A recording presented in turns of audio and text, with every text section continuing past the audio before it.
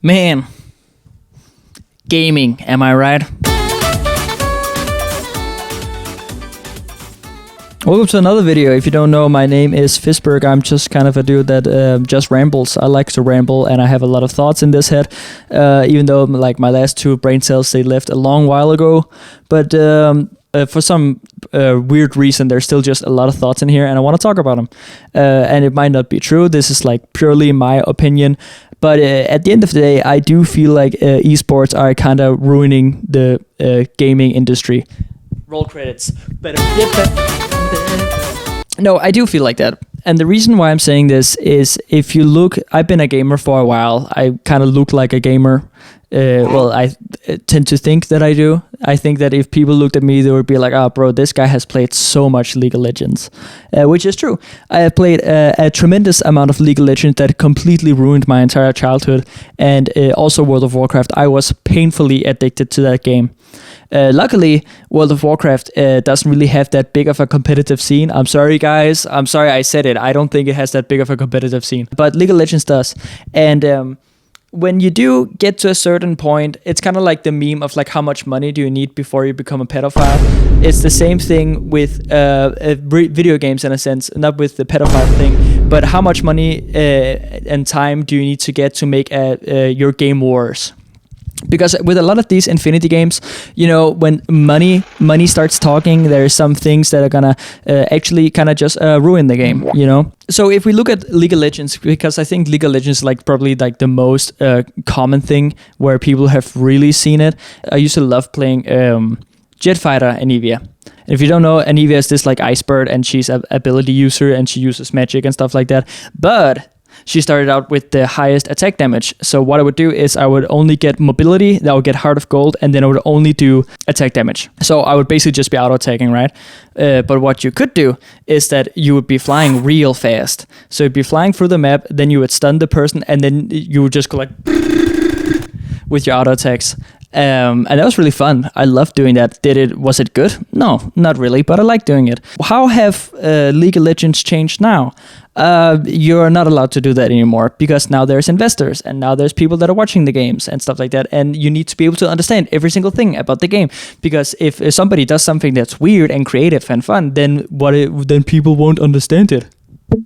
You know, and if people don't understand it, then we can't sell it, and then people will have a hard time doing it. And I don't think that's that good for the gaming industry or just like the average Joe, which goes like directly into my new point is that I don't really like metas. I definitely understand why people want to min-max. I love min-maxing in like World of Warcraft, like getting the best in slot and stuff like that.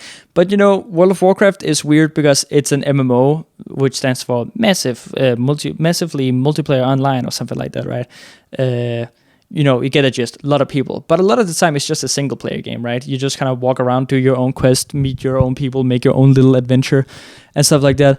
While in League, it's only online, right? So people are going to do the min-maxing that I did in World of Warcraft, where I basically did it alone, but people are going to do that online. And when people figure out what to do online, then that's just what they're going to go with. I play League of Legends from like time to time when my friends are like, oh, let's start playing League again. And I'm like, no, I don't want to do that. And then I get put into a game, right? But you watching this, you probably had this too. You played League of Legends or whatever game, and then you're playing a character you haven't played that much before. You go directly on the internet and search for the best build, and then that's just the build you follow. I'm also pulling this out of my ass because I haven't played League in a long while. But I remember this might have been like a fever dream or something like that. But I think that I remember them putting in like trees, so you just always buy what's basically best in slot. And when esports goes to a way where everything has to be comprehensible so easily, it takes a lot of the fun out of the game. Like you lose the creativity. If you never heard about this before, I'll give you a tour. It's called the nuclear bomb theory. I think it's called either that or atomic bomb theory. And the theory basically states if you have something that's best but boring, or you have something that's fun but doesn't work as well, most people will go with what's best. So if you have let's say a fighting game where you can do a 20 hit combo, it's really fun and it does like 80 damage. Or you can just play you can just click square 4 times and it does 90 damage. You're gonna choose the 90 damage one. Because that's just how people are. That's how humans are. They will always try to min-max. They will always try to do what's better, especially if you're a dude. My wife always loved to say that when I play games to like stress, which is true to a certain point, right? I obviously think the games are fun, but for me, it's really like a lot of the fun is in finding these like creative ways where I can be the best again. And I love doing that. That's also why I love playing Heroes of Newerth so much, because everyone was just OP, and that was the way of balancing. Today with esports, they have to balance everything so much that you lose a lot of the creativity. I feel like you lose a lot of like the fun and the creativity. Everything has to be balanced. Because what I loved about Heroes of Newerth was that I had a friend that was really good, and he introduced me to the game. And he was basically just like, oh, well, you could just play this character. And he would like show me the character, what they do and blah, blah. And then I was like, okay, what about my ultimate? Oh, well, your ultimate just one-shots. It's like, what? I only played League, right? It's like, yeah, your ultimate basically just one-shots. And it's like, what? How is that fair? And it's like, well, everyone's does. And I love that. I think that's such a great idea of doing it, that if everyone is OP, everyone is overpowered, then nothing is overpowered. But that game also died because it was too chaotic, so normal people wouldn't be able to play it. There's a reason why people still watch CSGO, because dudes with guns, what's not to understand? You have gun, the other guy have gun, who kills first? Damn, that's crazy. He got a bullet through his brain. I guess he's dead, this guy. You know, it's super easy to understand. And that's why the balancing issues are like super minimal that the average person wouldn't like understand. Like, oh, the Inferno is more T-sided now because that the AK got buffed. So now you can one shot from this distance or blah, blah, blah, right? And I think that's really nice way of doing it. Like, instead of nerfing, then fucking buffing. I think that's like the way to go, like 90% of the time. But it can also go too fast, right? Because World of Warcraft at one point, everyone had like over 100,000 health, and the numbers were so crazy that they had to be like, oh, too much, guys. You can't understand these numbers. And they put it all down. So now you do 100 damage again, which is really nice. I really like that idea. And also, I think I found out with like esports and stuff like that is that when you have teams, obviously the developers are going to listen to the loudest voice, and the loudest voice is usually going to be a pro player. And my wife and I, we played a lot of Apex, and I still love Apex to this date. I still play it from time to time. But that also meant I watched a lot of Apex streamers. And a thing I heard going on and on and on and on and on again was that, oh, it's too easy to rank up. It's too easy. We need to fix the rank system because it's so easy to rank up, right? Oh yeah, let me check again. Who was it that said it? Who was it again that said that? Oh yeah, it was the best player in the world that said it. Bro, it's supposed to be easy for you. You're the best. You're one of the best. It's supposed to be easy for you. Me, I'm stuck in silver now because it's so well, actually, I haven't played this season, but I was normally a plat player, but at that point, I just had to put in so many fucking hours into the game just to get anywhere close to where I was before. Not because it was too difficult. I just didn't have time to play 8 hours a day, but your job is to play 8 hours a day. So of course it's gonna be easy to you. That's the whole idea of being pro. Imagine a fucking soccer player was fucking Cristiano Ronaldo was like playing against children, and he'd be like, oh, these kids are so easy to beat. Yeah, of course. You know, I don't think that fucking developers should be listening to them, because these dudes are so much in their own like little bubble of fucking esports and like tourneys and shit like that they completely forget that, Fisberg that has been at school all day that want to come home and hang out a little bit before he has to go to bed so he can go to school the day after. He also has to have a good time. No, they just think, oh, I think it's too easy being the top ranked player. I would like it to be more of a grind. I would like to be able to play a bit more hours before I was number one again. Bro, I'm never getting there. I'm never making it out of the hood. Let me feel like I'm getting out of the hood. That's the only thing I ask for, you know? And that puts into another point with like hidden MMR, because especially with Apex was that The first 2 weeks, I can't play competitive. I can't, because I'm only going to be against predators, right? So I'm like, oh, sure, I'll play some casual. You can't play casual, because all the people who are predator and stuff like that, they also wait so all the other people can go out, so they can have a little Smurf moment. They can have a little, ooh, look at me, I'm so cool because I'm killing all these guys that have never played the game before, or have played the game, I don't know, like 1 hour every other week.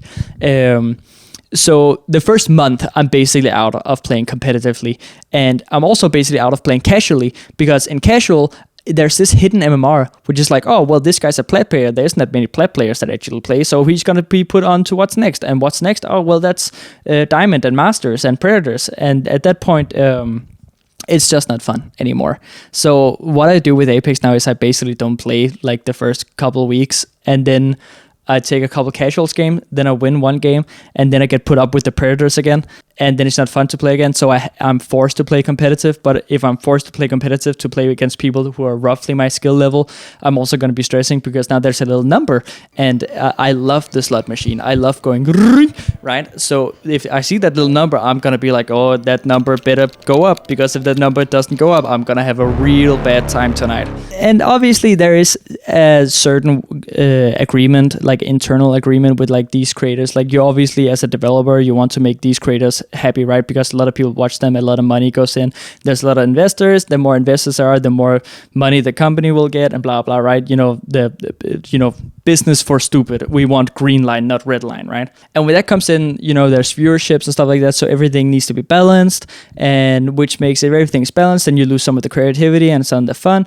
And if everything is less fun but it's easier to sell, then it's gonna make them more money, and then the loop goes all the way around again. Then there's also, I wrote something about here in my notes about censorship, and what I wanted to say with that is,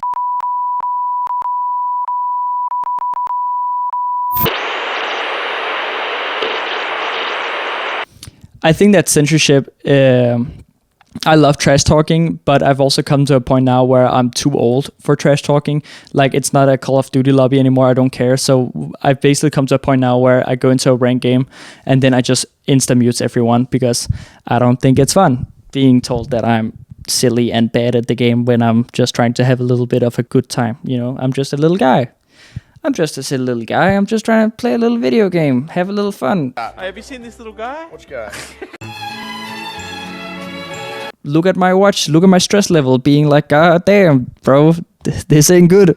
I just want to have a little bit of that. I think the only game I can think of right now when it comes to hidden MMR that does it really well is Rocket League. Now, I will say I haven't played that much Rocket League, so this is just like anecdotal, what I've heard from people. I have a friend that's like one of the best in Denmark. And he said that what they basically do is that you can make Smurf accounts, but it's going to figure out your MMR so fucking fast that like you're going to have like 1 or 2 games where you can Smurf, and then you get directly up. And in that sense, I think it's great. But I think when you're playing casually, I don't think there should be a MMR. I don't think that should be a thing. Because MMR is only good so you always have like competitive games and cool, and it's very nice when you're watching this on your little Twitch stream and your little Twitch chat can say, oh my God, that was such a great kill. I'm just trying to have fun, right? I don't mind if I go into a casual game and then there's 3 dudes who are completely new to the game. There's 2 dudes who play the game just as much as me, and there's like 1 predator who fucking destroys the lobby. I think that's fine, right? But the whole point is that it needs to be variable. It doesn't mean that, oh, you're plat, so that means you're only allowed to play against diamond and predators.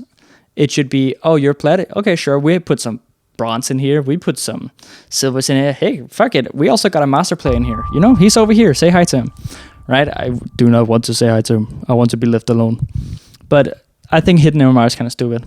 There's also this whole thing of like the time commitment that's in games now, especially now with the esports.